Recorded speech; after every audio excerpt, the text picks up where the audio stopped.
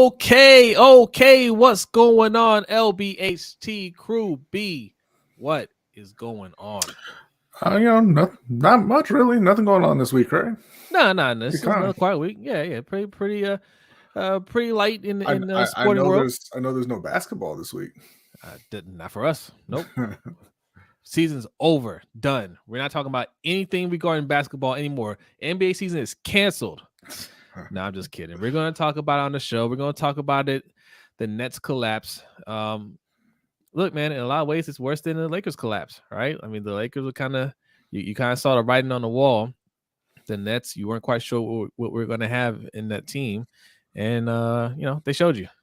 Not a whole lot of fight. Okay, so we're going to discuss that. The main topic of the show is going to take up most of the show is the NBA draft is tomorrow. We are NBA draft eve. Happy NBA draft eve, everybody. Here it comes. Here it comes. Yes, the sweep. Yes, I know, Danity. I know. What's going on, Danity? Shout out to Kimberly Harmon. Thanks for coming through. What's up, Derek? Thanks for coming through. Ravens online gatekeepers. Make sure you go over there and hit that subscribe button to them, yes. Man. They putting out content all the time. Yes. Shout out to Matt Williams. Thanks for coming through. Our guy Buck is in the house. Says, where does Jameson Williams go? The talk is to Philly. Oh, okay. Yolanda B. Shout out to Yolanda B. Says, good evening, LBHT family. What's up, Yolanda? Our guy Davon is in the house. Says hashtag LBHT crew. Yes. Just Aloe is here. It says hello everyone. Jose and Brodny. Hey, what's up, Just Aloe? Raven Ron says, what up, LBHT? How will EDC mess this up tomorrow and draft Fatback Davis at number 14? Hey, listen, they say he's in the mix. Him and Penning. Yeah. So real quick, we are streaming live on YouTube, Twitch, Facebook, and Twitter. So if you're watching in any one of those places, be sure to hit that follow. If you're new here on YouTube, go ahead and hit that like and subscribe button. We are close to 1,000 subscribers. Oh, we are so close. What are we at now? 30. We need 36 subscribers.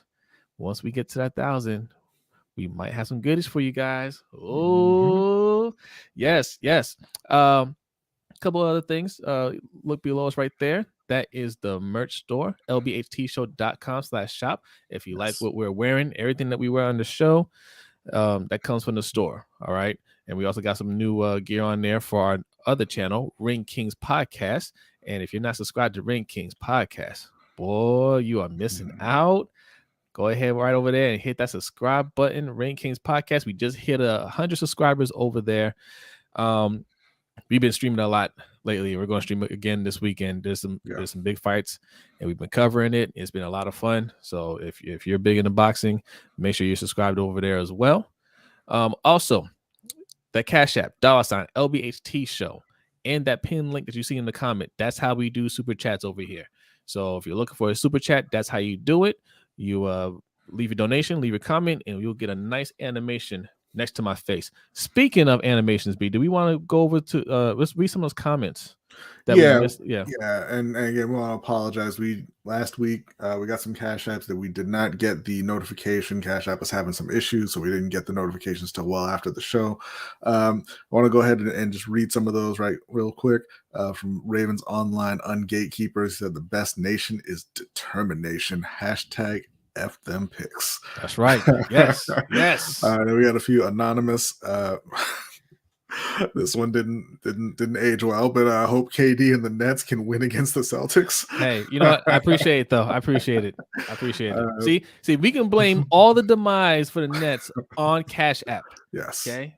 So it's Cash App's fault. It's great work, and hope the Ravens get some more O-line help. Thank you very much, and hopefully they've got more than enough picks to make that happen. We'll see if they do. Yeah. And this one towards the end of the show, wonderful job. Thank you so much, appreciate it. And our guy Ferris, he sent in a donation for missing the show. My bad. No problem, Ferris. No problem. Appreciate you, Ferris. Ferris is a busy man. Yes, shout out to Omar Tillman. Pray for Panthers fans. Tepper is ruining the organization. He had a press conference today. I didn't get to see what he said though. We're gonna have to go back and. He said a whole lot of nothing. Okay. Well, And that's why I say he's not really ruining the organization. The organization wasn't good when he came in. So yeah, well, shout out to Tracy Hall. Says, "Hello, gentlemen. Thanks for coming through, Tracy. Sweepy bands in the house. Yes, Shakur versus Valdez will be a banger. Shakur versus Valdez, and then you also have Amanda Serrano versus Katie Taylor. That's going to be huge. So yes. we'll be covering both of those. So we got the draft and we have the fights coming up. And shout out to Ravens online on Gatekeepers. Go ahead and read that for me, B. Thank you, Ravens. It just says it's all good. Okay. Thank you, man. Thank you. Appreciate it. Shout out to our guy Eric L. He says, "Greetings, What's up, everyone. Eric? I know all is most excellent. Hoping Mr. Jackson gets a better situation very soon." Yeah, right down to Charlotte, man. No, It's waiting for him. They got the O line. They got DJ Moore. They got Christian McCaffrey. It's all good. Yeah. All right. Shout out to Andrew Sakira's in the house. Lawrence Trent. What's up, Andrew? We got Griff in the house. We got J Will 501. Okay, wait. Dream Smith is here. Okay, you guys are ready. Jake P is here. Guy from Newark is here. Okay. All right. Hey, we're gonna get this started, man. But So, before we got Garnett in the house as well. What's going on? Oh, Garnett? what's up, Garnett? Shout out to Garnett, man. Appreciate you coming through. All right. Before we start the show, we like to start every show with a Black History fact. And B has a Black History fact for you. Well, first, this is going to be a twofer. The first Black History fact is that Ime Udoka just swept the Nets.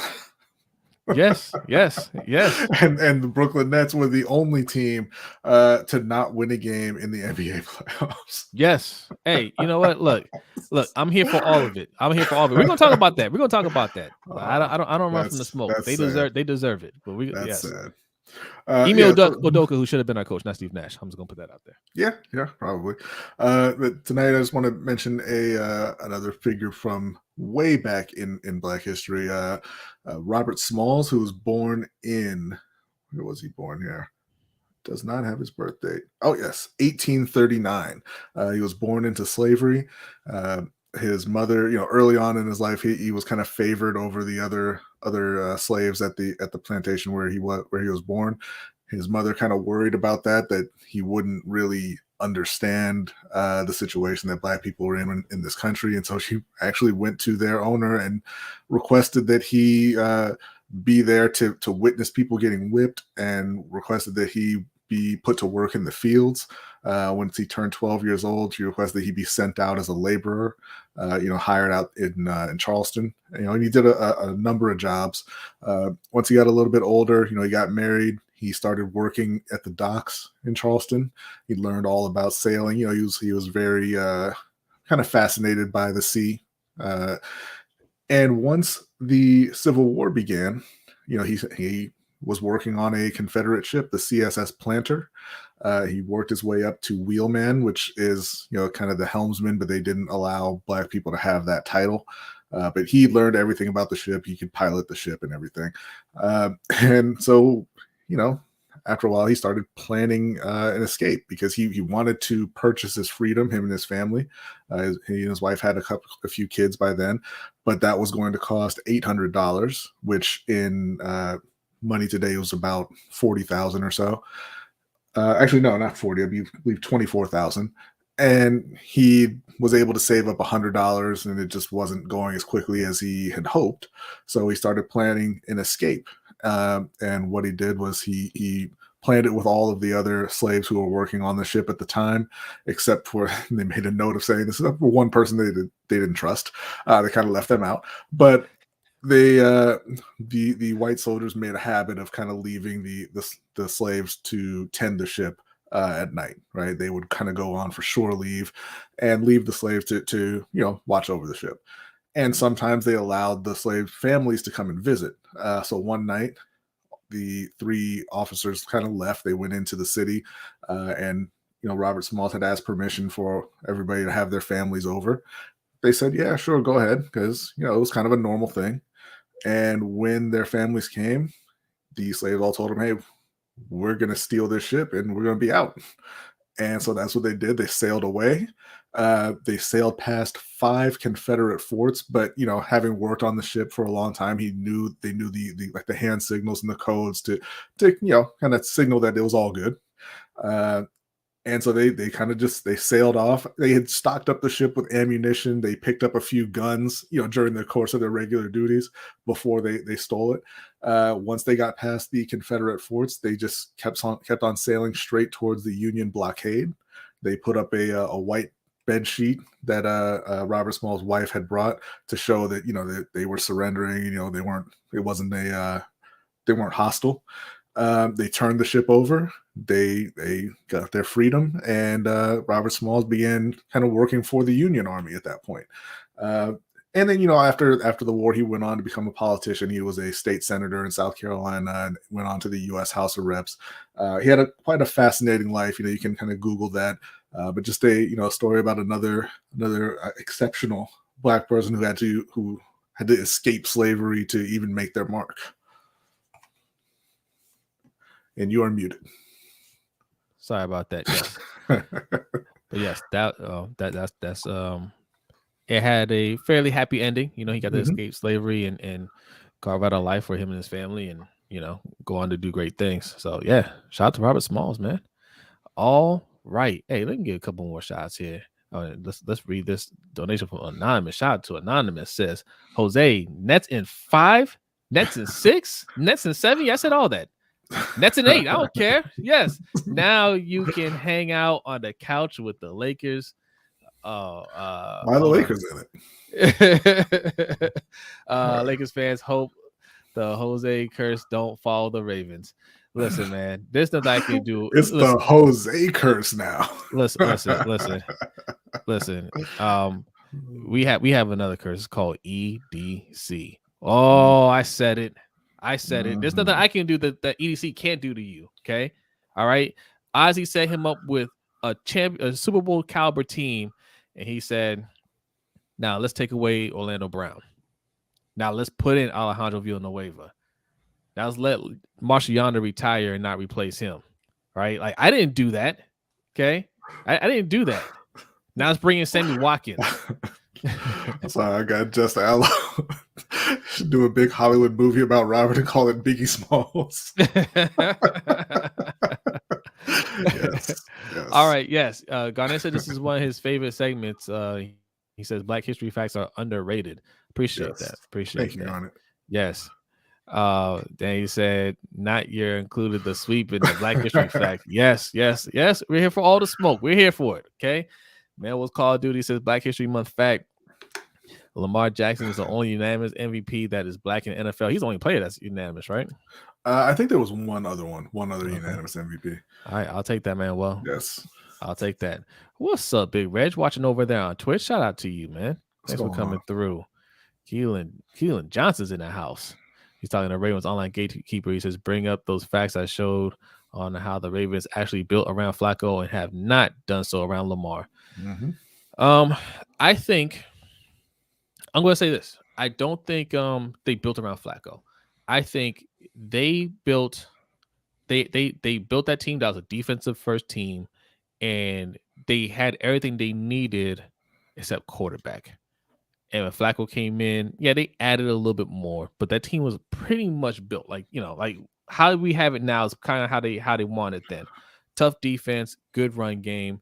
They just, they brought in Anquan Bolden and they drafted Ray Rice. That was the major difference of bringing in Anquan Bolden, who they knew at the time was a top receiver in the NFL, and he was still young. They haven't done that for Lamar. I will say that they have tried. They've drafted a couple first-round receivers. They drafted a couple third-round receivers. It just hasn't really worked out. They haven't made great picks there, right. And they've really fallen down on the O-line. But they have tried to bring in receivers. They've just failed at it. Yeah. All right. With that being said, let's talk about these Nets collapsing. Let's just get this out the way. Okay. Let's just get out the way. All right. Go ahead. Get your broom emojis out. Go ahead. Let's laugh it up. Go ahead. I know. Shout out to D Weezy. D Weezy says D Weezy out here cashing on Champions League footage. Okay. All right. Shout out to you, D Weezy. Thank you. He made our guys some money. Oh, okay. Okay. All right. Okay. Look. All right. Let's just get it out the way, man. Let's get it out the way. Oh, we got another donation from there was Justin. no actual message there, but thank you very much for the donation, Justin. Appreciate it, Justin. And if you meant to put a message in there, just throw it in the chat. We'll read it. Yeah. Oh, hold on. Let me read this. He says, now, Jose, they signed Anquan Bolden to make him the number 1 wide receiver and make Derek Mason number 2, and then sign TJ Husmanzada. No, not Derek Mason. We had drafted Torrey Smith by then. Yeah. And yeah, Husmanzada was number 3. Then we replaced TJ Mason and Torrey, and Jacoby Jones. Well, TJ Husmanzada was done. Like, like, you know, it wasn't like, oh, let's upgrade. He had nothing left. So I mean, no, they weren't building around Flacco. They weren't like, we got Flacco, now let's start building. They already had some players on there on the team. The O-line was already built. You know what I'm saying? Like, they just said, okay, we just add a couple more pieces and put us over the top. And listen, you know what? He didn't deserve it. Okay, he didn't deserve to be built around. He wasn't that kind of quarterback. Whatever, though. That's neither here nor there. No reason to go all Doc Rivers on Joe Flacco right now. All right. Let's do this. We can let's get back do this. to the basketball. All right. Here we go. Yes. Bring out the broom emojis. Bring them out. Bring them out. I ain't hiding from them. Yeah, pretty embarrassing performance from Brooklyn over the course of those 4 games. The first game, it was a close game, tough game. They almost won. Gave up that layup right at the very end. And, Kevin Durant didn't play well in that game, and Kyrie did. And it kind of looked like, hey, if Kevin Durant kind of gets it going, they should be able to handle the Celtics. He never really got it going. Kyrie didn't play as well the rest of the series. The whole team just looked disinterested. Yeah. So, KD, you know how I feel about this. And if you guys have been following us on Twitter, I mean, I've been saying it since probably like the second or third loss in a row, right? No excuses for KD, right? KD came in here, he had a list of demands. He had to come here with Kyrie, right? And I know people used to be like, oh, well, why did they sign Kyrie too? Well, because that's how he wanted it. It had to be a package deal. They're going wherever they wanted to go together. Okay, fine. Kyrie's a great player. They wanted DeAndre Jordan, and they wanted, other players on the team. They wanted the squad set up a certain way. Okay, fine. They gave him that. Yeah. They wanted Kenny Atkinson out. They said, fine. They didn't even blink, man. Like, they didn't even flinch. They said, gone. And that one kind of shocked me because Kenny Atkinson was doing a very good job with that team. Yeah. And they're like, okay, gone. And then the new coach is Steve Nash. Like, look, Udoka was on the coaching staff. Jacques Vaughn is somebody that I liked, and they're like, Steve Nash. Why? Because that's what KD's comfortable with. Okay. Right. You want to go to LeBron route. I want who I want, and I will bring you guys a championship. That's the deal that you make. Okay. A lot of injuries happen that first year. Kyrie gets hurt. You brought in Harden, and Harden, he was hurt. He played through injury last year. Fine. Whatever. This year, Kyrie deciding, I'm not going to play games during the season because I want to do this ridiculous protest. And I don't care what anybody thinks about it. It's ridiculous, right? Like it's always something with Kyrie that he has to bring attention to himself. That's another thing. Okay, fine. KD misses a chunk of the season with a hezzy. Yeah. KD misses a chunk of the season with injuries. Yeah. Okay, Harden has to get shipped out because Harden don't want to be there anymore. But we'll talk more about Harden too, because Philly fans, you ain't laughing so much anymore. You thought, yeah, I heard it after we got swept. Oh yeah, Philly won that deal because Ben Simmons. Look at Ben Simmons. You ain't laughing after last night though. Yeah. Or was it the night before? Whenever they lost. But look, you make it to the playoffs. You gotta go to the playing game. Fine. You're playing a tough team in the first round. Fine. If you're lost in 6 or 7, it's competitive. Then you could say, hey, we kind of stumbled into the playoffs. We'll get our mind right for next year. But when you get swept and just you see they had no energy out there. You see the coach not able to make any adjustments whatsoever. Like the body language just sucked the whole series. Yeah. Now playtime is over. Okay. You had a chance to play GM. Now you're going back to being just employees. Okay. Not Sean according Marks, to Kyrie. huh? Not according to Kyrie. Yeah, I know. Kyrie already saying like, yeah, we're gonna be a part of the process and all that stuff. Running the team with Kevin. Look, I love the Nets for giving players the freedom. You know what I'm saying? But sometimes you gotta know when to put your foot down and say, look, we did it your way and it's not working, because that's not what we're paying for, right? Yeah. We gave KD a brand new contract. Kyrie has to get a contract done. It seems like he said he ain't going nowhere. I guess he, he's not actually a free agent. He has a player option this year. He may decline it to try and make some more money. But he has a player option for, I believe it's like $35.6 million. Let me tell you something, man. If he declined that, do not bring him back. Well, the problem for the Nets is going to be, they have several free agents. I believe Drummond is a free agent, Griffin, Aldridge.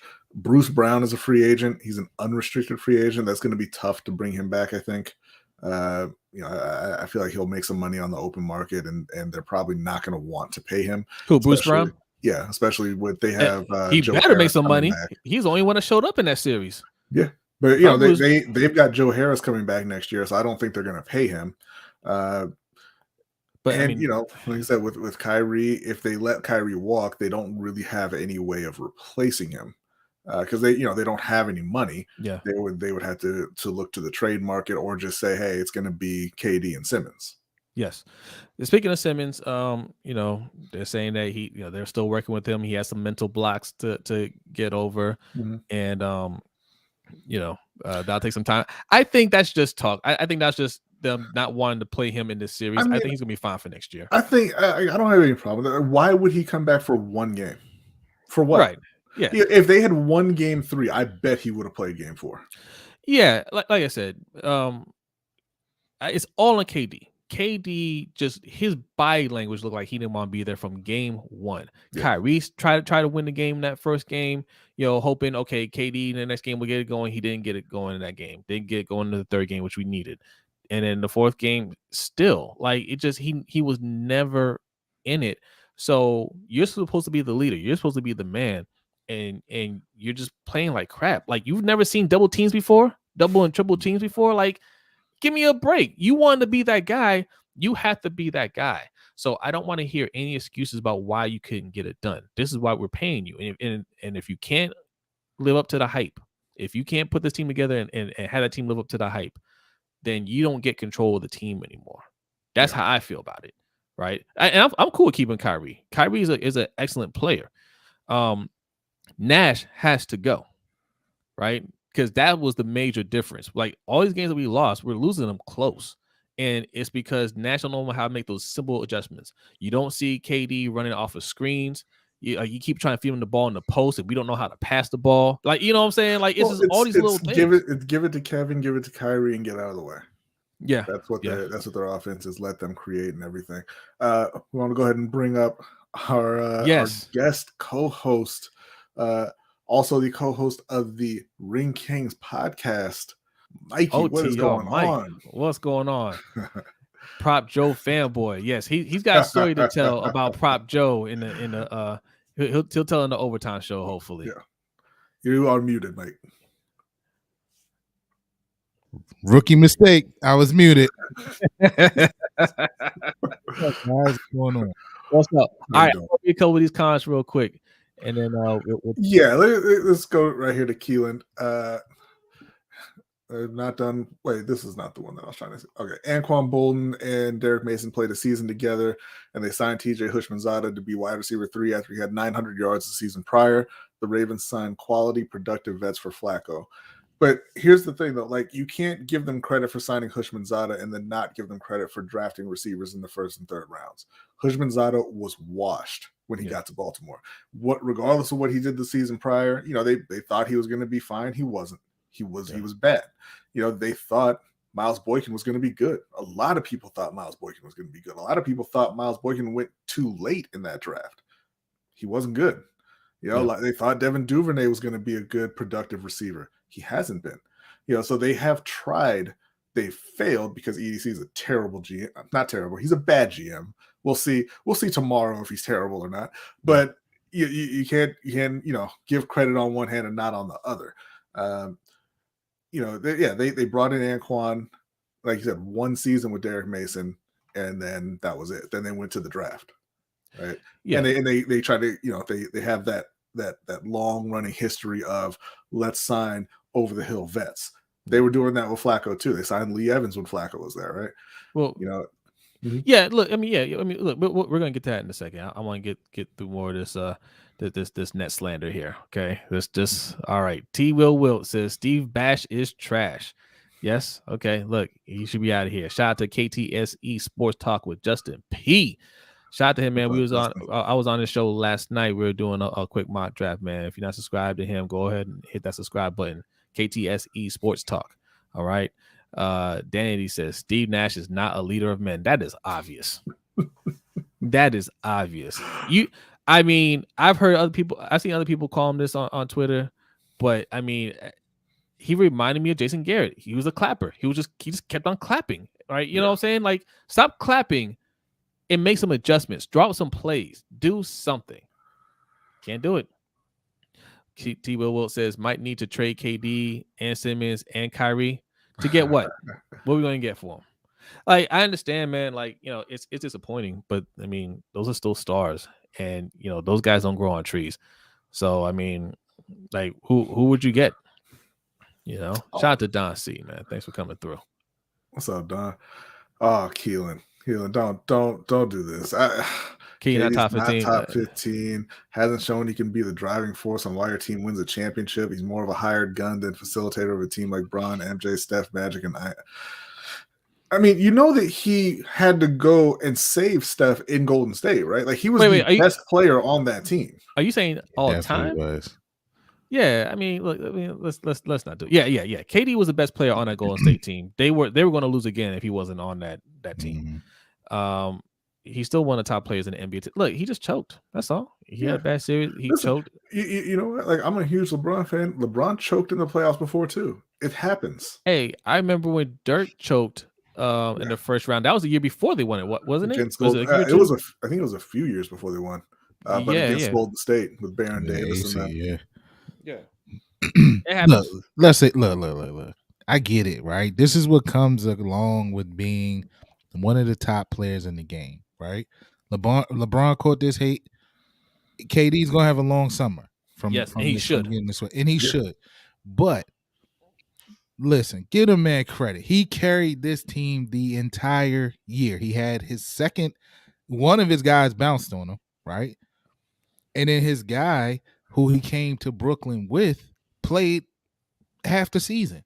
So he logged a lot of minutes. To me, he looked like a guy that was fatigued and ran and hit that wall going into this playoffs. Let's not forget that they also had a play-in game before this. So he logged a lot of minutes this year. So I mean, I get it. Like Zay said, he deserves the slander, but saying he's not one of the top players in the league right now and he can't lead and he can't do this and that, I think that's a little bit too far for him. Yeah. I want to address, shout out to Adu Pop. He says, don't ever compare KD to LeBron again.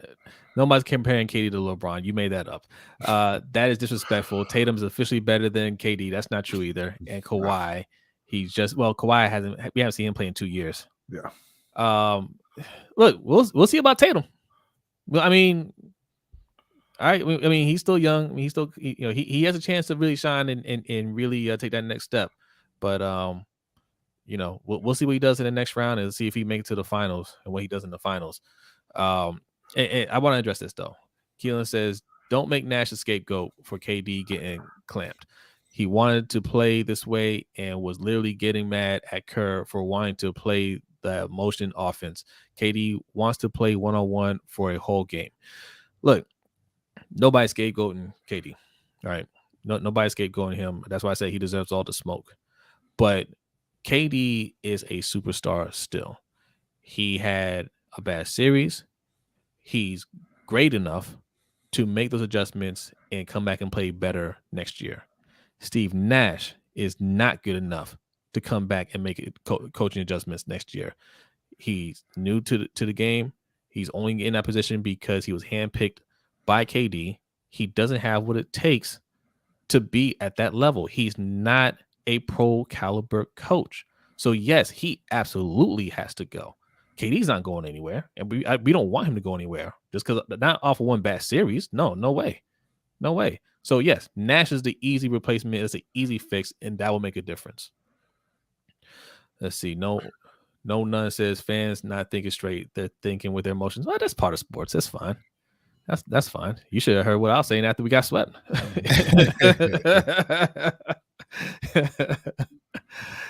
Q on board, man. Thanks for coming through. Says salute panel and chat. Yeah, B's looking up some stats over there. I can see it. No, I was just looking because I see Keelan talking about his KD's stats in the playoffs. 1 year in Golden State or the season before. Yeah, okay. He shot 43% from the field, 30% from three in the playoffs. Yeah, they lost to Golden State.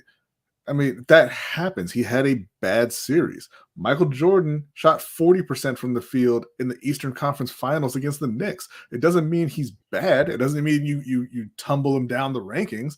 Like, these players are not perfect. They're not going to play perfect. The reason that people look at guys like Jordan, and even Magic and Kareem and all these guys as they never failed on the big stage is because it happened a long time ago and nobody talks about the failures. You're watching these guys in real time. Like I said, man, LeBron failed in the finals against Dallas. He choked. He played horribly in the fourth quarter of every game that series. That doesn't mean he's not one of the greatest of all time. It happens. Yeah, and Keelan, we understand, man. Trust me, we've been watching basketball a long time, man. We understand.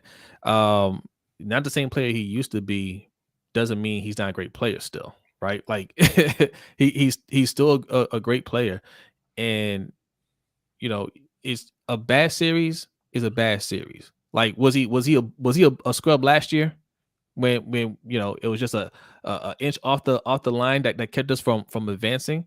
No, right? We all thought he was the man still. We all thought he was one of the best players still. One bad series.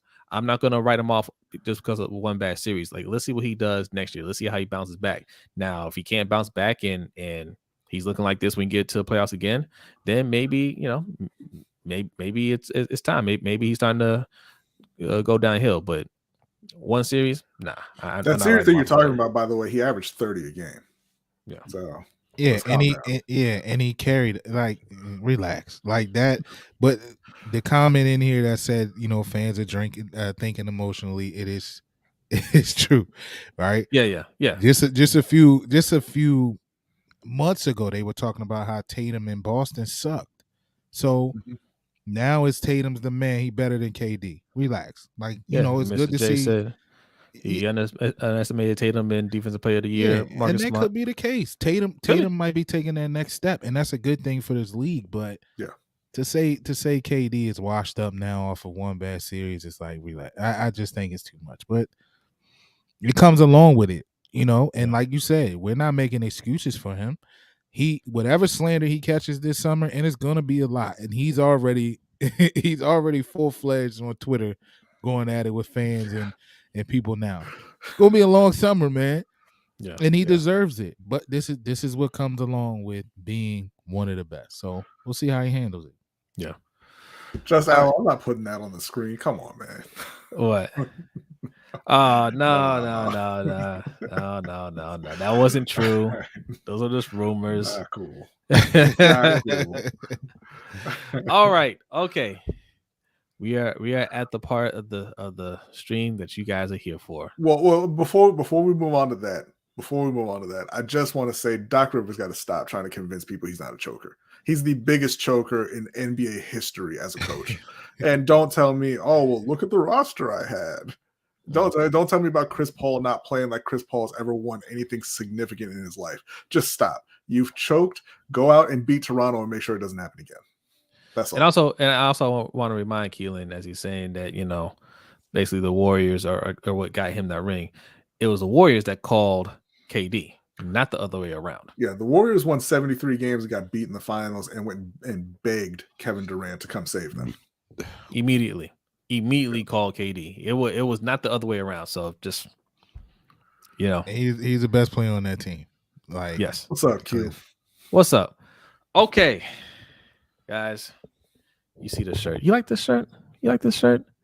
Okay. Hashtag 8 is the way. Okay. You can go to lbhtshow.com/shop to get you one of these shirts. All right. 8 is the way. Lamar Jackson is the way for the Ravens. Every move that we make needs to be in support of Lamar Jackson. All right. So that's what we're going to be looking at in tomorrow's draft. B is a Panthers fan. You know, I guess good players is the way over there. They need to get some good players. They need a quarterback, O-line. There's a couple. Look, it's quarterback or O-line. Those are the two main focuses. So what are they going to do there? Who knows? All right. And then we got got some other teams that we can look at and see what moves they can make and how that'll affect our teams. But yeah, tomorrow night, starting I believe 8:00 is the first round of the draft. Friday we got rounds 2 and 3, and Saturday is rounds 4 through 7. The Ravens have 11 picks. They got 5 4th-round picks, 2 in the third, one in the second, and 1 in the first. So yeah, I mean they have a lot of options. They have a lot of options of what they can do at 14. They have a lot of options in terms of trading up or trading back. And then obviously once they get into those middle rounds, they can move up and down the board almost at will and take whoever they feel like. And we're going to get into what we think is going to happen for both of our teams. The Ravens and the Panthers. Well, I was going to say right after we bring up our guy Derek here, but he seems to have walked away. We'll give him a moment to come back. Well, yeah, we want to go ahead and get into lunch money bets real quick, and then we're going to jump into the draft for the rest of the show. Okay. That and bring up our guy D Weezy. What's going on, Derek? What's going on? Can everybody hear me good? Yes. Awesome. Feeling the hat too, man. Oh yeah. I'm bringing the lid game, and that's something that y'all are gonna see more of. And if you're a Patreon, go ahead and check out the Patreon site. There's a poll up. We currently got voting going on what will be basically my next lid to add to the collection and to bring on the show. Currently, Seattle's the front runner. I'll be shutting that down tonight at midnight. So if you're Patreon and you haven't voted and you want to check that out, go ahead and hit that up. I will be putting something on Twitter for the viewers here. So feel free to drop in the comments, your favorite or what you think is the best sports lid out there. I mean, we see OTR Mike here with his Baltimore Orioles hat on. I didn't come on with a hat 1 week and they was on me. I mean, not 2 minutes in. They were on you. They're just pointing out. They weren't even saying it was bad. They're just like, oh, different look for D Weezy. Nice. Okay. So yes, there will be a poll going up on Twitter, like I said. And to get into a couple of my plays tonight, I'm on the game total unders with both games. I think defense is really starting to get ratcheted up in the playoffs, and I think that's starting to reflect on the game totals a lot. I don't have the data in front of me, but I'm willing to bet that if we go back and look, game totals as far as over-under, it's the under that's leading the way. I do think with the Golden State game tonight that there's a possibility that over comes into play. That's just a possibility with offense like the Warriors and Denver. They like to play defense when they can beat up on the other team, and I don't think they can do that with Golden State. And so their defense, you may not see the same defense performance out of them as accustomed to maybe the regular season. But I don't know, something in me is leaning to that under, and that's what I'm going with. I said it earlier in the Discord that yesterday I should have stuck with the game total under on every game, all 3 games, across the board. Game total under hit. Unfortunately, I wasn't on that.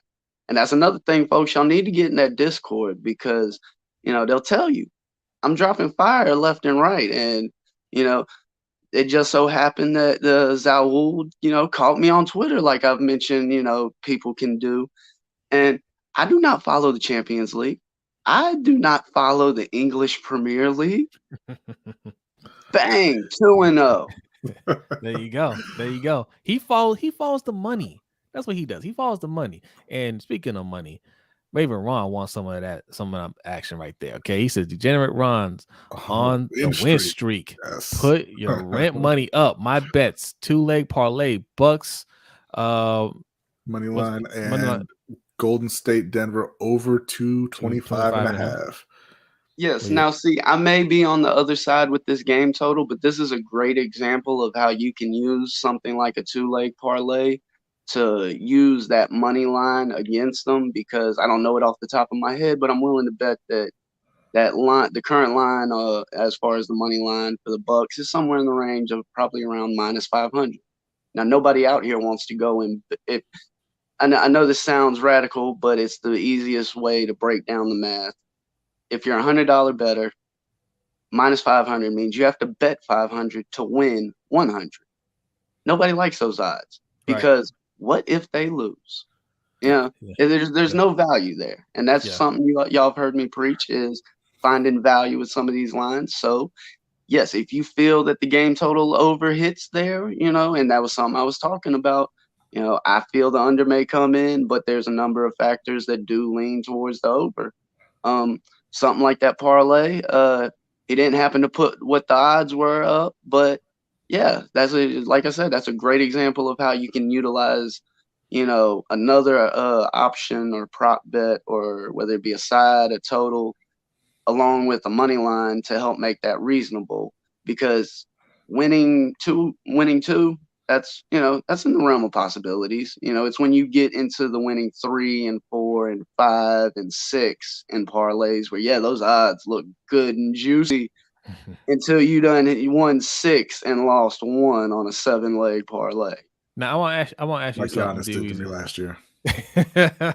All he needed was one more block.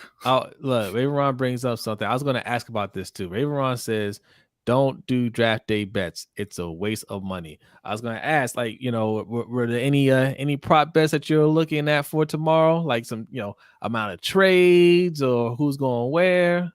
I think if you're going to look at anything that might have any legitimacy in it, I would look at potential plays where it would be trying to bet how many players of a position group are taken, or how many how many QBs are taken in the top 10. But as far as trying to predict where a player might go, all we've heard for the past 3 or 4 years, that's that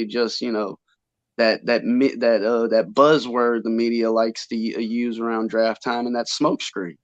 We saw it last year. I mean, if you have a feeling and you want to throw something down, that's one thing. But to say that, you might be able to sit down and find any real legitimacy behind, who's going 1, who's going 2, because if it's really known that player X is going, that's like what I was just talking about with the money line with the Bucks. It's going to be priced to where there's no value there. Right. Yeah.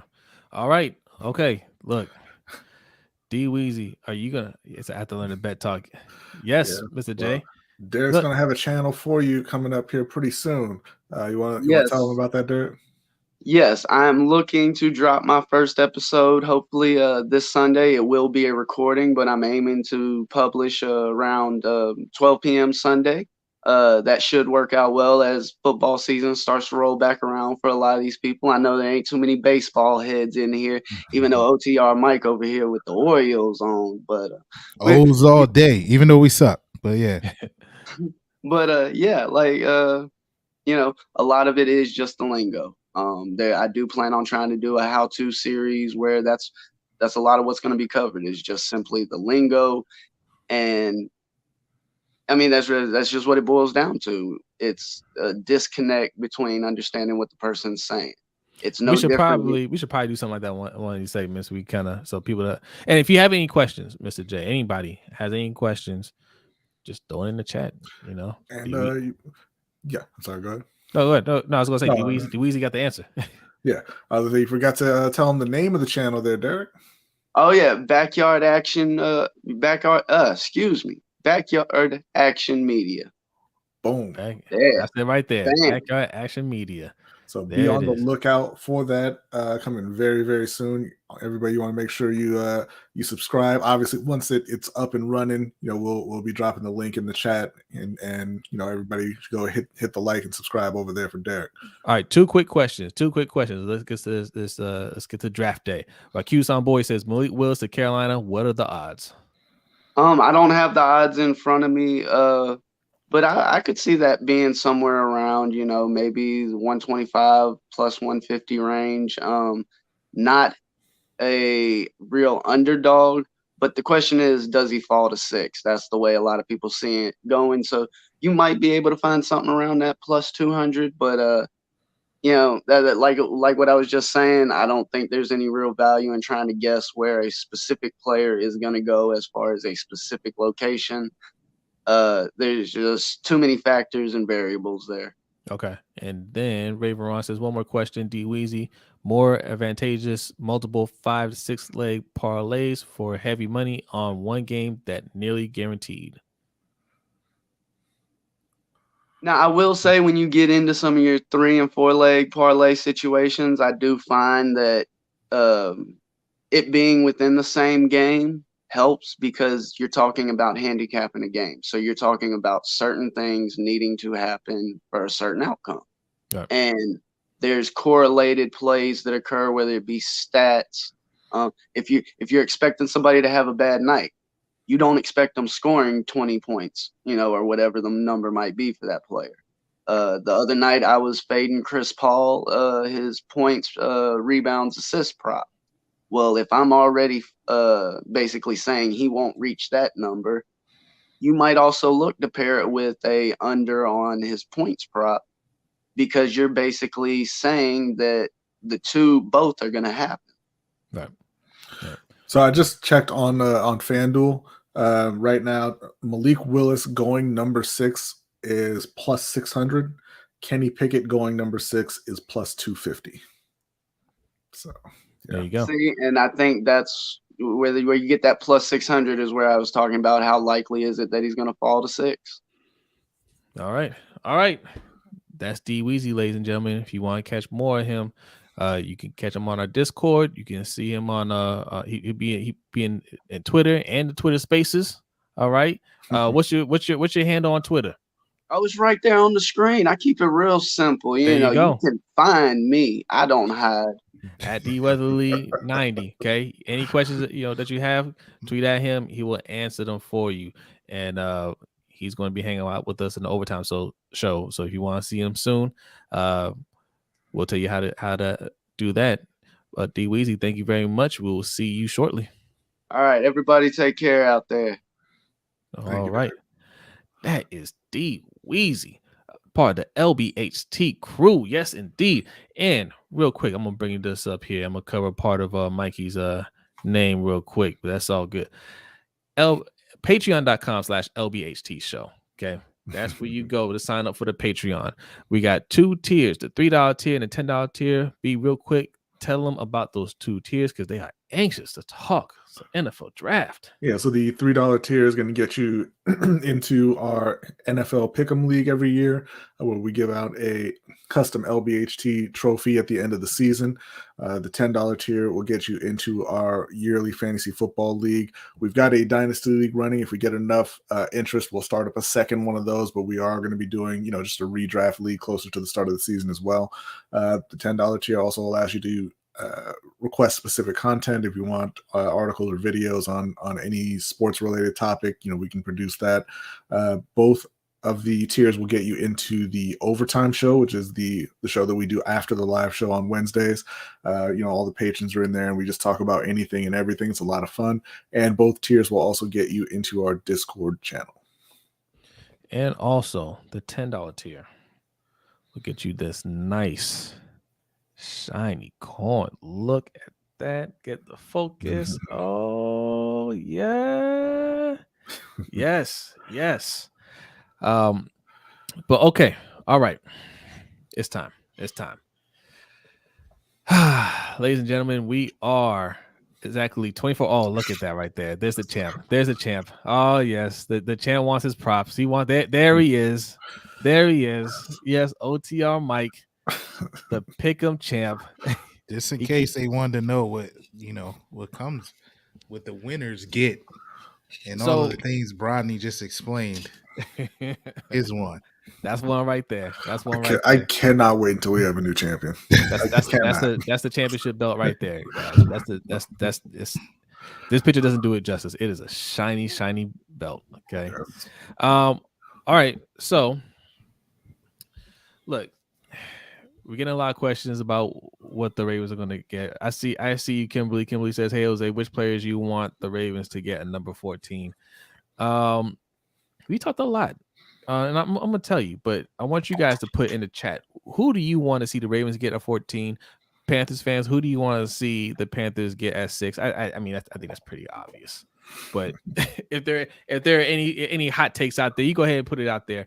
But I did a mock draft on Justin P's channel yesterday, and I selected Chris Olave, right? I would love to see them get Jameson Williams. I think that's my favorite wide receiver. I love Drake London. I think Jameson Williams is the best wide receiver. But wide receiver is the route I like to see them go. And I kind of feel like I have a feeling, a small feeling that maybe they might be looking at offense, either O-line or wide receiver. I don't know, man. Defense, they try really hard to shore that up before the draft. And when you see teams do that, it's because they're not trying to go into the draft with those needs. I mean, they didn't get everything that they needed or they think they needed, but I still feel like offense is what they want to focus on early. Matt Williams with the best pick right here. Someone who isn't a bad pick, to be honest. Yeah. That's the way to go. At the end of the day, at the end of the day, whether it's offense, defense, cornerback, edge, wide receiver, offensive line, no matter defensive tackle, whatever they pick, my response is going to be the same. They better get it right.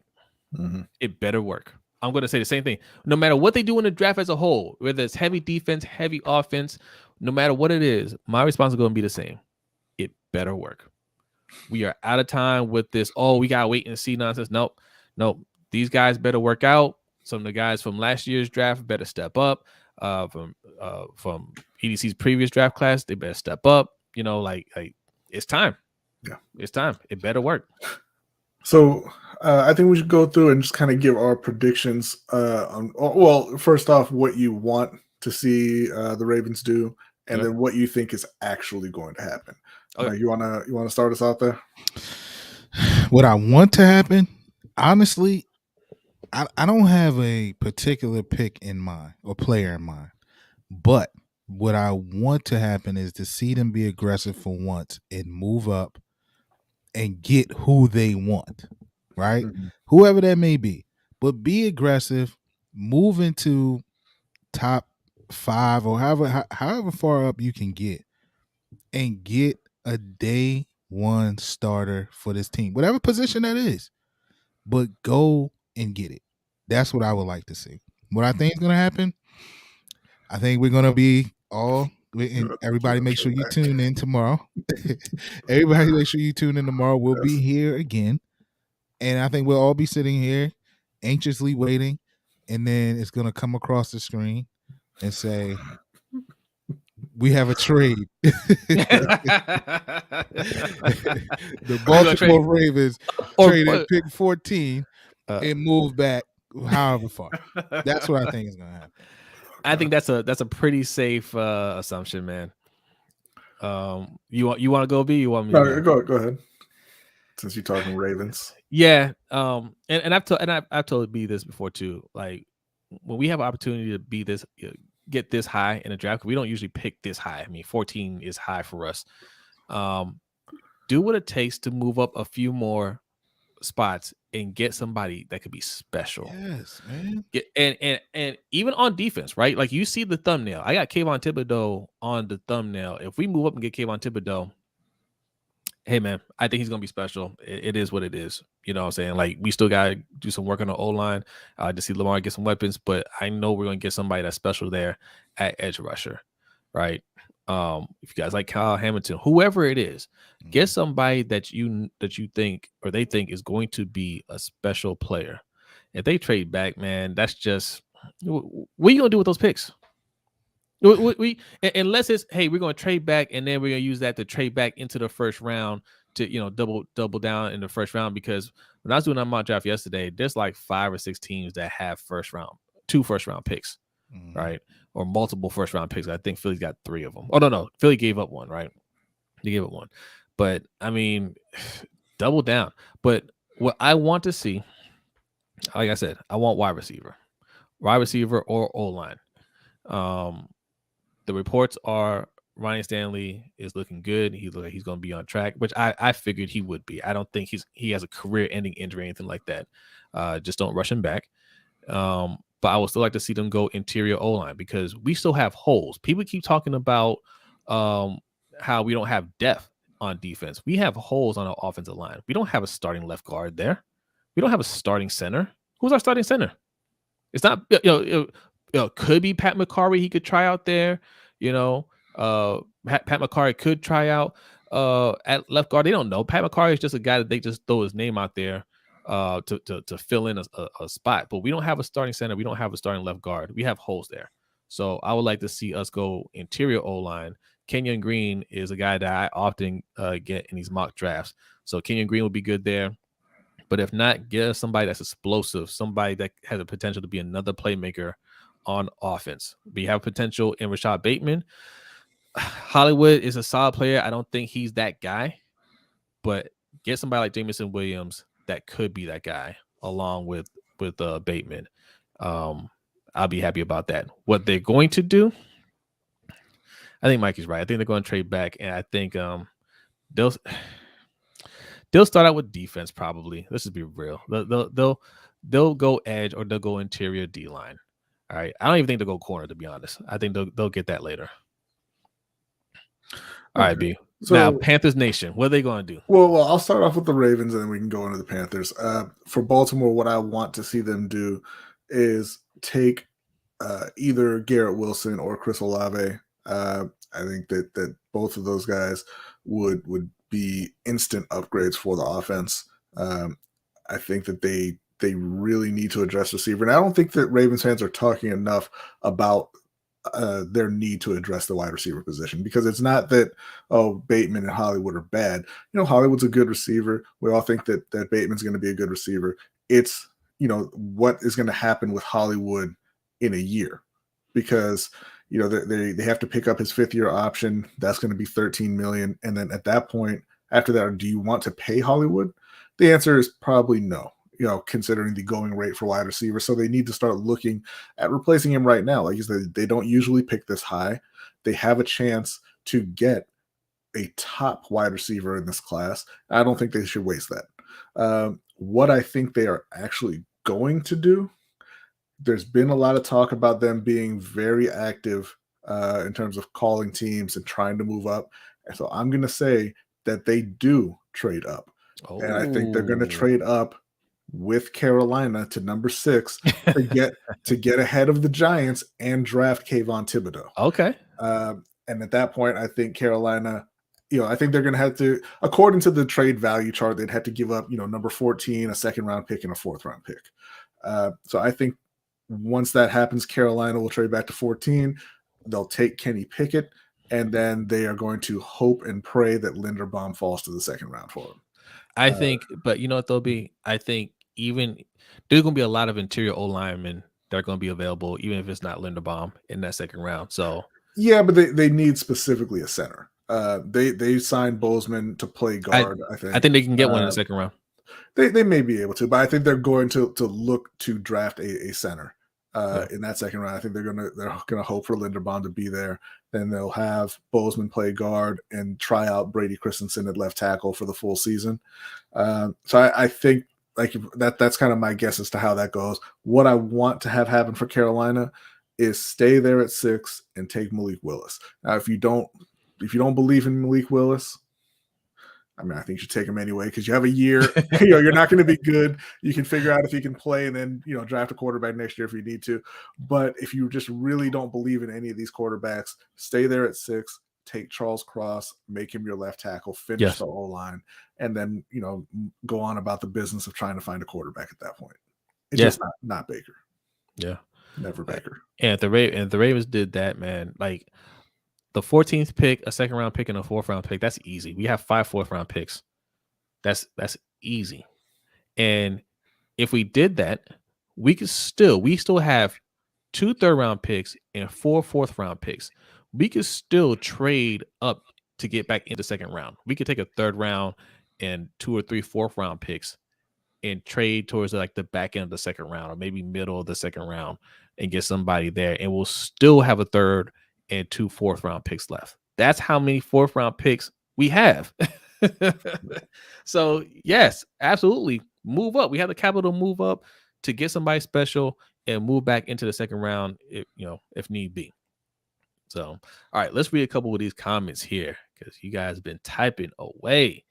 Yeah, Danny agrees with you. Mikey says, yep. Mike, I agree. Predictable. Yeah.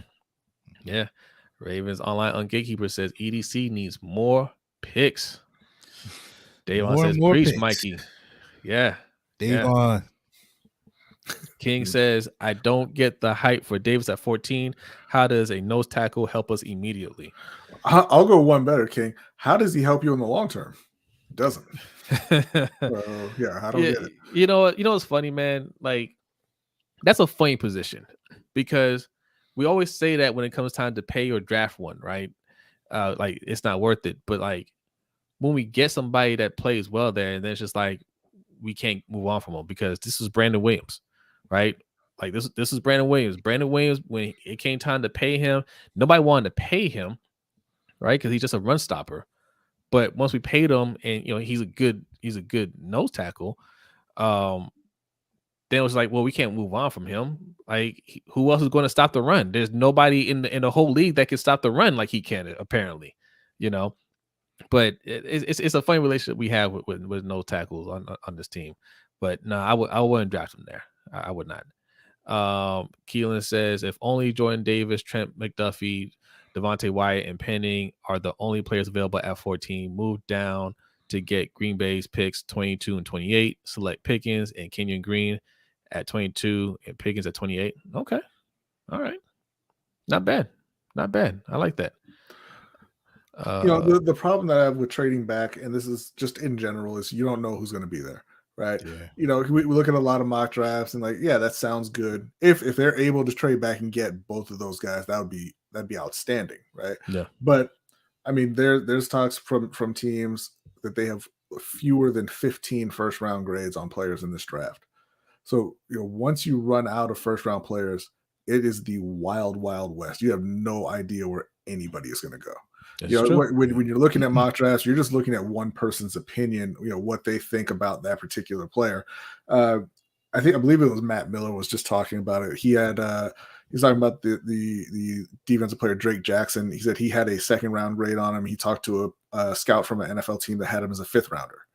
So like the evaluations for players, once you get past the elite prospects, evaluations are all over the place. But you know what though? Like, I mean, it's hard. Shout out to Ferris, man. Ferris says that's too many 4th round picks. I agree. Mm-hmm. Yes, and he also loves your name, Mikey. He loves your name, my guy Ferris. Yeah. But there are also people that are saying that there are 4th round. No, there's 4th round. There's 1st round talent that will probably fall into the 2nd round because there are so many more players in this year's draft that could have went last year. Yeah. Right. So I mean, but again, that comes down to the evaluations for individual teams. Like yes. great talent always falls in the draft, no matter what. Just teams miss on players.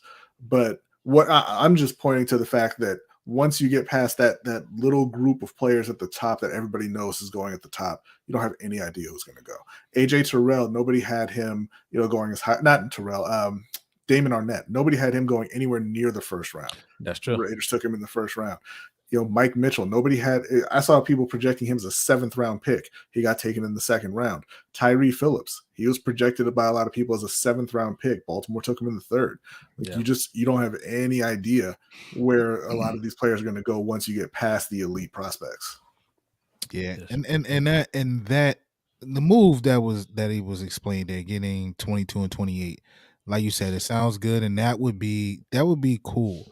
But I think Baltimore typical Baltimore, right? That would be good for them. Maybe 2 years ago, Baltimore. But I think they're at the point now where they need to get an impact player right now, as B is saying, an elite player right now. And I think they can't afford to miss on this draft. Jose, you and I were talking the other day, and I said to you, man, they need to get one starter and at least 2 contributors out of this draft. Day one contributors. You know what I mean? And that's a lot of pressure to pull off, especially in a draft, because like you said, it is hit or miss. But you do have those prospects who you know can contribute right away. And I think they need to do that with this draft. So moving back is what scares me. But I don't know. I'll take it a step further, Mikey. The way they be talking about how we have all these holes that we need to fill, and we got we can't go luxury. We got to fill all these holes. It better be like 3 or 4 players that can contribute right away with the picks that we have. Right? If we're going to draft 11 players, we need about 4 of them to hit. Like on average, it's about like 35% of players work out for a team, right? With the draft picks. So 11 players, 11 players, you're talking about 3 or 4, that work out. And they need to show it right away. And then we're going to need some contributions from these previous draft picks. It's time for them to step up, man. Right? Like I just said earlier that I don't know who our left guard is. We have like 8 left guards. Who's going to play it? Who's going to step up and be a starter? This year needs to be the year where somebody shows out and takes over that spot and plays well. All right? Like we need that contribution. It's time for Hollywood, if he wants that money, he better really step up like Mark Andrews stepped up, took his game to another level. Duvernay, it's time for Duvernay to break out. I mean, he's doing it on the special teams. That's great. Time for him to do that. Tylan Wallace, you guys love Prochet. Look, let's see. It's time for Prochet to do more, right? I don't want to hear anything about opportunity. He has opportunities. He's out there. He needs to get separation. He needs to do more with what he has and really stand out. Like that's how you do it if you're that guy. So, all these guys, man, it's time for all of them, man, to show something because this is a year we need it to happen. Keelan doesn't think Drake London is good. I disagree with you, sir. But he says he has similar metrics to Jay Arcega-Whiteside and N'Keal Harry, Jalen Reagor, and Denzel Mims when it comes to separation. And he had 661 lineups in the slot compared to 300 outside. He's way more physical than those guys, though, right? He can be that like he. Yes, I agree with the separation part. Like he can do better on getting separation. He does get separation, but he could do better in that sense. But he's somebody that attacks the ball, and he can make plays after the catch. I mean, they throw a lot of screens to him as well because of that. So I don't think he's the same as Arcega-Whiteside and N'Keal Harry. Those guys, and definitely not Jalen Reagor. So I mean, those guys, they play small, right? So I think Drake London. He will work out. But if I had to pick from all of them, I would say Jameson Williams. And then maybe Chris Olave or Garrett Wilson. But I like Drake London's game. I like his game. He reminds me more of Mike Evans. What else do we have here? Elijah Ba says, what up, fellas? What's up? Thanks for coming through. Let's see. Duvernay is y'all Matthew Slater, special team captain supreme. No, that's not true. Oh no, Duvernay is. Yeah. I was gonna say Prochet is. Don't laugh. He's an all-pro special temer. Okay, Duvernay hasn't been what they wanted, but he has provided value for Baltimore. I'm happy with what we're getting from Duvernay. Right, I would like to see him get some more snaps too. Right, get him the ball a little bit because Duvernay is the type of player that you could tell he wants to do something with the ball, right? Get him the ball in space and let him do something. Get him more opportunities to do that, and I think it'll pay off. I just don't think he's I don't think he's going to be like any star wide receiver, but he's doing great on special teams. I'm happy with his role. Here's the thing, Keelan. Like, and I get where you're going with this separation. Is a big thing. I didn't like N'Keal Harry coming out of college because of that. Like he couldn't get open. it's not the end all be all. Like players can get better, Yeah. So you can't just look and say, hey, this number says he's not going to be anything. He's not going to be anything. That's not the way that it works. Tylan Wallace, we'll see. I mean, he didn't show much of anything this year. Obviously, if they don't go wide receiver early, he's going to have a chance to get a increased role next season. But I mean, he's a 4th round pick. You're not expecting too much out of him anyway to begin with, right? But yeah, no, you gotta watch the guys play. You gotta account for any kind of growth that they have, where they are along the spectrum in growth to begin with. It's not just numbers. Yeah, I agree with Matt here. He says tired of moving back for those okay players. Go get those, as Engraven says, game-changing playmakers. Yeah, I agree. Mm-hmm. I agree. Like we don't have too many opportunities to go and get a player like that. We keep saying we want that player, but we don't pay for him in free agency flat out. B, don't trade for that player and don't pay for him. Or C, don't do what it takes to move up and get those players. Offense or defense, if you want a special player, you have to move up and get them, or you have to be aggressive and get them. We keep thinking we're just going to strike gold where we're at. Oh, we'll find a diamond in the rough and he's gonna be good enough. Nah, man. Nah, like those days are over. Those days are over. Like this league is way more advanced than when those 96 Ravens and 2000 Ravens, and you know what I'm saying, where Ozzie was just getting all these guys because he was a little bit more forward thinking than everybody else. Right now, everybody's more forward thinking than us. We're behind the curve in that, so we need to catch up in that aspect. Let's see. This right here, we've addressed this a couple of times. No wide receiver is going to do too much with Greg Roman still here.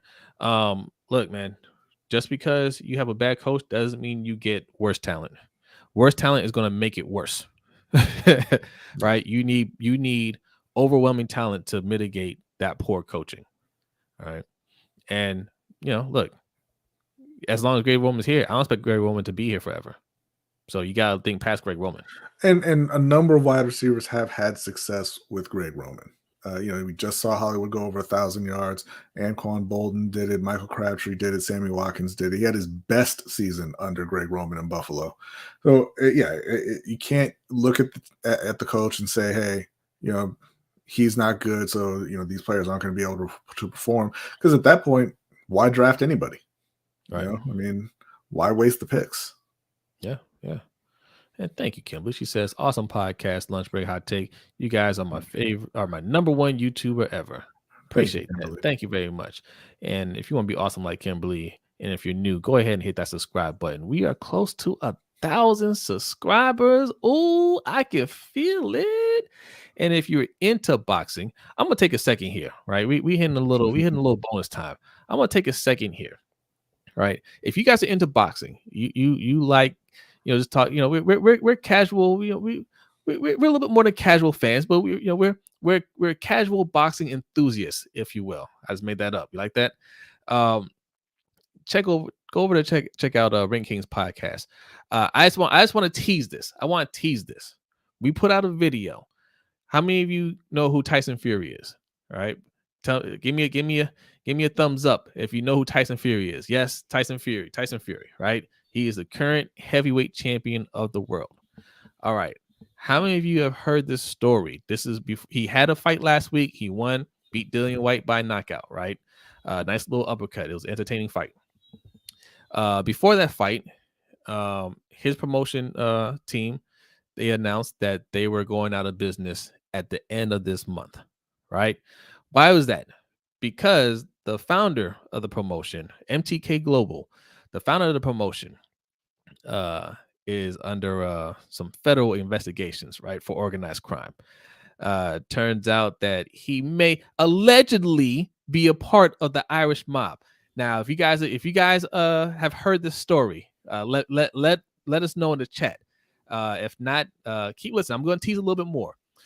So, what's his name? Daniel Kinahan. Irish mob is not it. It was allegedly one of the senior members of the Kinahan cartel. The Kinahan cartel. Now, okay. Now, Daniel Not just Daniel all Kinahan. Irish people in there. It's Is it Kinahans. Is it Daniel Kinahan? Yes. Daniel Kinahan. It hasn't been associated with MTK Global since 2017. Mhm. Now, what happened in 2017 to make him no longer affiliated with MTK Global? Do you want to tell the story, B? Well, I don't think that we should tell the story. I think they should check out the video to hear the story. Well, I was going to tease this part. But I was going to say we'll show a picture. Well, don't show it yet. Don't show it yet. I want to tease it a little bit. There may have been a weigh-in for a boxing event. There may have been an attempted assassination at that weigh-in involving 2 assailants in disguise, one dressed as a woman. Bam. And that is not fake, ladies and gentlemen. That is not from a movie set. Those are the actual assailants leaving the scene after attempting to hit this man. I can't believe the tracksuit stereotype is true. That's the worst part of it. So if you want, so this is what we're talking about over at Ring Kings, okay? Why are you gonna try and take off your disguise with the gun still in your hand? Right. It's just right outside. You know. So we did a video on that. So go over there and check that out. And make sure you subscribe. All right. Okay. We'll read some more comments about the draft or whatever you want to talk about real quick, and then we're gonna get up out of here, and then we're gonna do the overtime show, and we will be back tomorrow to cover the NFL draft. And man, look, your boy was throwing fits last year. Okay, the draft is long. I don't like sitting here just waiting for people to get picked. Mm-hmm. Yeah, like it's a little uncomfortable, but you know, if you guys are there and you're hanging out with us, it'll be worth it. All right, so make sure you come and hang out, say what's up. Several special guests along with us. Yes. To talk about their teams. Hopefully, I mean, I don't know at what point NFL teams are just going to turn in their card when they know who they want to pick. Like, you don't have to wait the 15. Right? Like, you come really on. don't. You really don't. I remember when the draft used to be in one day. Yeah. Or 2 days. 2 days. It was Saturday and Sunday. Yeah, Saturday and Sunday, Yeah. The round one has become such a show that it's like it's the one that gets the most pub, but it's like the most boring because teams are taking the full 15 minutes, and it's like, you know who you want. Yeah. Yes. Turn it in, and let's go. Especially at the top of the draft. Like, I can't stand teams who have the number 1 pick and run out the clock. Yeah. Thank you, Danity. Yeah. You know you're not trading the pick. You know who you're picking. I remember the days where the number 1 team would sign their draft pick prior to the draft. Yep. Bring that back. Yeah. Let's see. Raven Ron says, I need the OT link sent to my email. I don't have it yet. Oh, you know what? I didn't publish it yet. Don't worry. You'll get it. I set it up, but I didn't publish it on Patreon. Don't worry. As soon as I hit publish, you guys will get it in the email. So don't fret. Don't panic. Ravens Online says it will go fast. It's going to be just like hanging out in the Discord. Hanging out in the Discord don't go as fast as you think. Not for some of us. Mr. J says round 2 to 3 is where the real contributors get picked. I like day 2 better than day 1. Okay. Mr. J, we ain't got no picks. I'll say on nah. day 2. Nah, not for the Panthers. He's like, I like day 2 more than day 1. I know we ain't gonna mess nothing up. He said, I like window shopping. What? I hope NFL draft be good this year or better than last year. Yeah. Look, I like the Rashad Bateman pick a lot. I did not like the Olway pick. We just let Orlando Brown go, and we did not replace him. I did not like that pick. I still don't like that pick. I don't have anything against Olway, but I mean, we gotta protect Lamar. That's the most important thing. The slander against Lamar Jackson just knows no bounds, man. Our guy Jalen just put this in the Discord. Aditi Kinkabala, who covers the Steelers, said that Mike Tomlin spent a lot of time this year studying quarterback mobility. Tomlin sees Lamar Jackson up close. Malik Willis doesn't move like Lamar, but he's a better thrower. No, he isn't. When?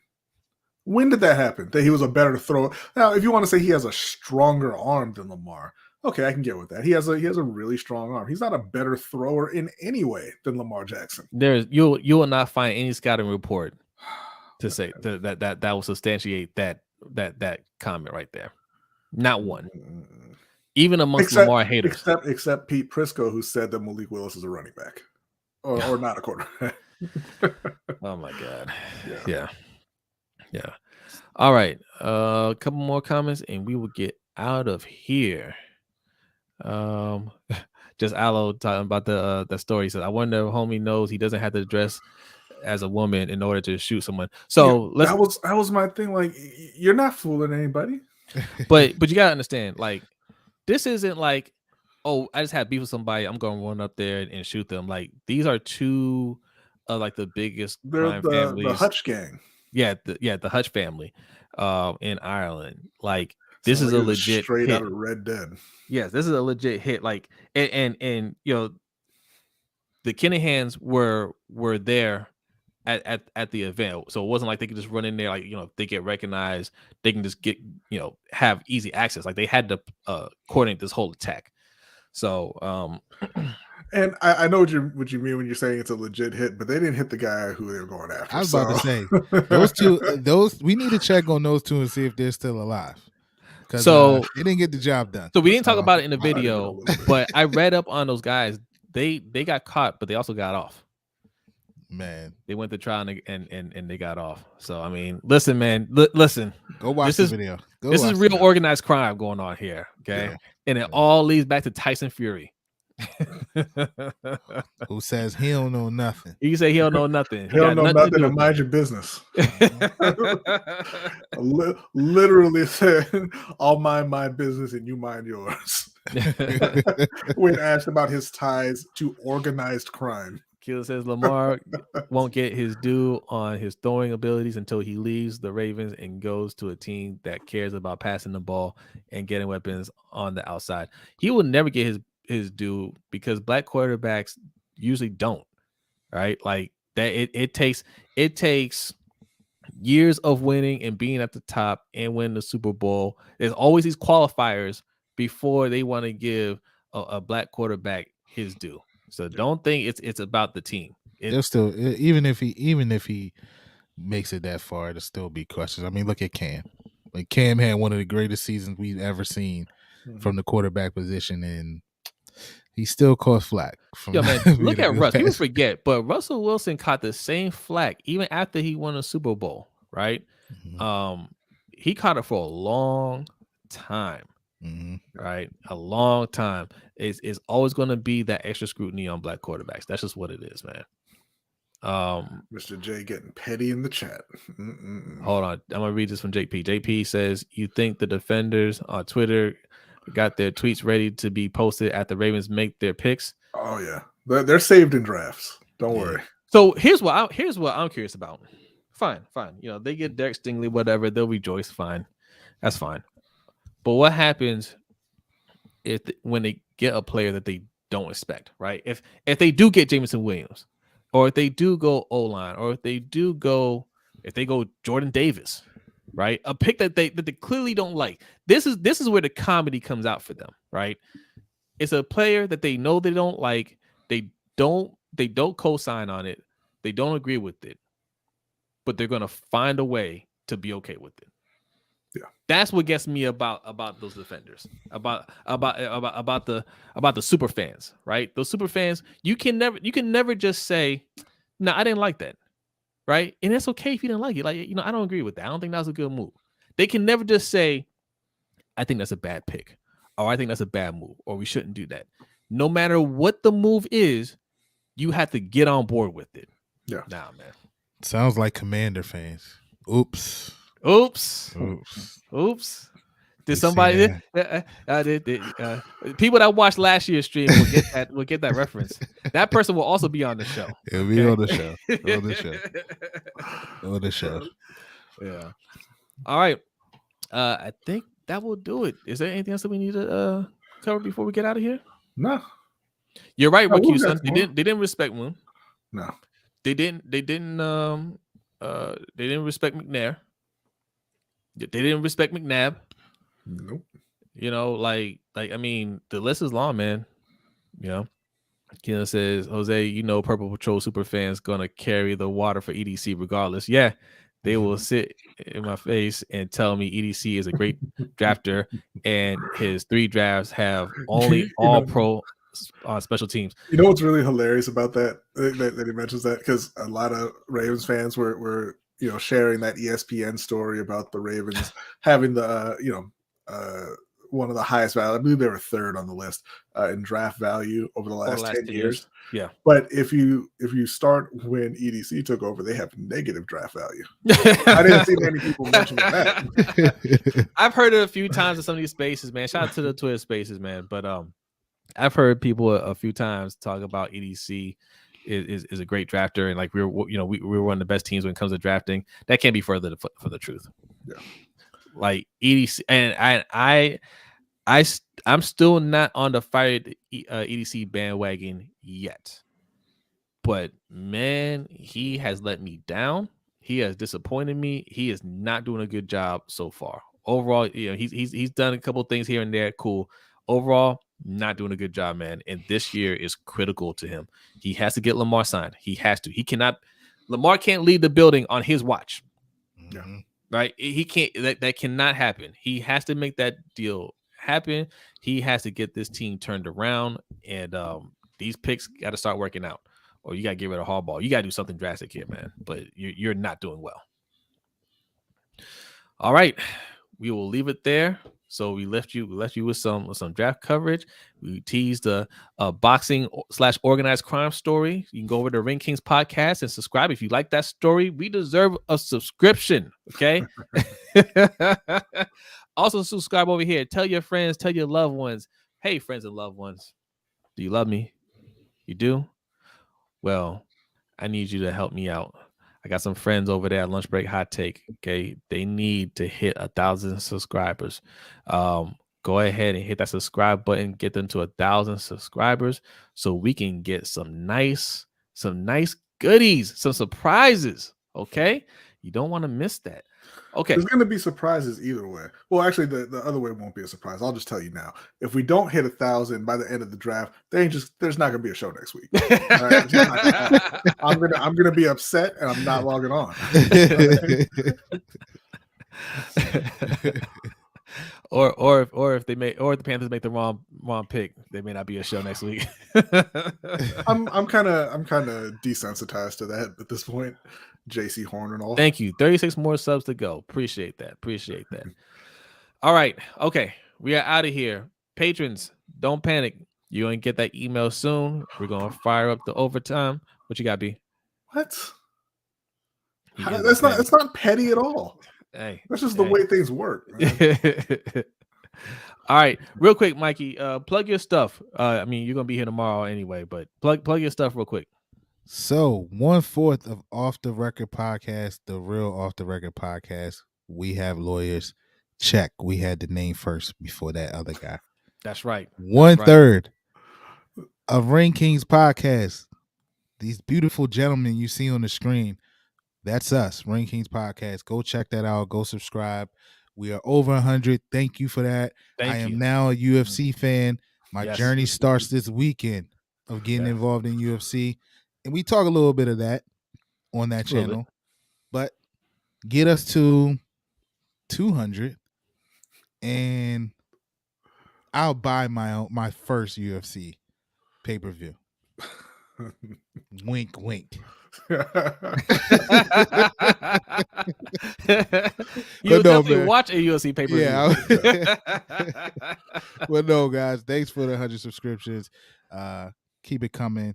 Check us out over there. And yeah, I'll see you guys tomorrow. All right. Okay. We are out of here. B, are you ready? Always ready. All right. Always ready for sign-off time. Have a good night. Get some rest. We will be here tomorrow, so we'll see you guys shortly. Peace out.